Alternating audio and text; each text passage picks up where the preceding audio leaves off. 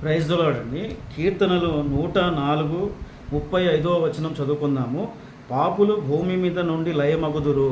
ఈ భూమి మీద పాపులకి జీవించే హక్కు అనేది లేదు అని ప్రభు చాలా స్పష్టంగా చెప్తున్నారు. వారు కనిపించకుండా వెళ్ళిపోతారు. ఇంకా భక్తిహీనులు ఇక నుండగా పోదురుగాక. భక్తిహీనులను దేవుడు ఈ భూమి మీద ఉంచడంట. కాబట్టి నా ప్రాణమా యెహోవాను సన్నుతించుము, యెహోవాను స్తుతించుడి. కాబట్టి ప్రభు అనే దేవుణ్ణి మనం ప్రేమిస్తూ ఆయన్ని సేవిస్తూ జీవించడం మనకి ఎంతో ముఖ్యము. ఆ విధంగా ప్రభువులో మనం జీవిస్తేనే ఈ భూమి మీద మనము జీవిస్తాము, నిత్యము ఆయనతో పాటు పరలోక రాజ్యంలో జీవిస్తాము.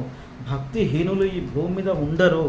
వారికి ఈ భూమి మీద జీవించడానికి దేవుడు వారికి అవకాశం ఇవ్వరు. వారిని దేవుడు భూమి మీద నుంచి పాపాత్మలను భూమి మీద నుంచి తుడిచేసి పాతాళంలోకి పడేస్తాడు. పరలోక రాజ్యంలో ఉండడానికి పాపులకి స్థానము లేదు. కాబట్టి ప్రభు అయిన దేవునితో ఉండాలి అంటే ఆయన్ని